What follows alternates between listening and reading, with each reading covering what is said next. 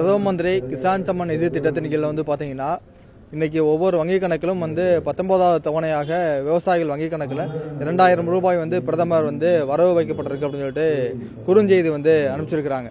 ஆனால் ஒரு உண்மை நிலவரம் என்னன்னு பார்த்தீங்கன்னா இன்னைக்கு ராமநாதபுரம் மாவட்டத்தில் 1 லட்சம் ஹெக்டேர்ல விவசாயிகள் விவசாயம் பண்ணிட்டு இருக்கிறாங்க. அதே நேரத்தில் மாவட்டம் முழுமைக்கும் ஒரு 74,000 விவசாயிகளுக்கு இந்த பிரதம மந்திரியினுடைய கிசான் சம்மன் நிதி திட்டத்தின் கீழே 2000 ரூபாய் செலுத்திக்கிட்டு இருக்குன்னு சொல்றாங்க. ஆனால் இன்னைக்கு ஏராளமான விவசாயிகளுக்கு பார்த்தீங்கன்னா வெறும் மெசேஜ் மட்டும் தான் வந்திருக்கு. ஆனால் பணம் என்பது வங்கிகளில் வரவு வைக்கப்படலை. உதாரணத்துக்கு என்னோட பேர் தட்சிணாமூர்த்தி. இப்போ என்னோட அந்த மெசேஜ் என்பது வந்திருக்குது. அதை போய் வங்கிகளில் பணம் என்பது வரவு வைக்கப்படலை, மெசேஜ் மட்டும் தான் வந்திருக்கு.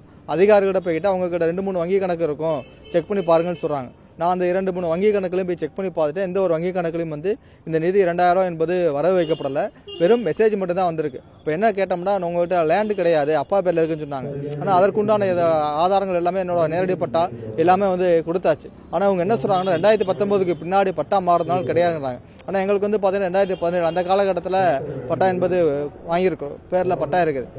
ஆனால் இன்னைக்கு பார்த்தீங்கன்னா இப்படி மோசடியாக 2019க்கு பின்னாடி நிலம் வாங்கி விவசாயம் பண்ணாலும் அவங்க விவசாய கணக்கில் வரமாட்டாங்க அப்படின்னு ஒரு மோசடியான திட்டமாக தான் அது இருக்குது. ஆகவே அனைத்து விவசாயிகளுக்கும் இந்த PM கிசான்ல பணம் என்பது கொண்டு சேரணும். அதுக்கு உரிய விசாரணை செய்து உரிய அதிகாரிகள் நடவடிக்கை எடுத்து அனைத்து விவசாயிகளுக்கும் முறையாக இந்த பணம் என்பது சென்று சேரன்னு சொல்லிட்டு கேட்டுக்கிறேன்.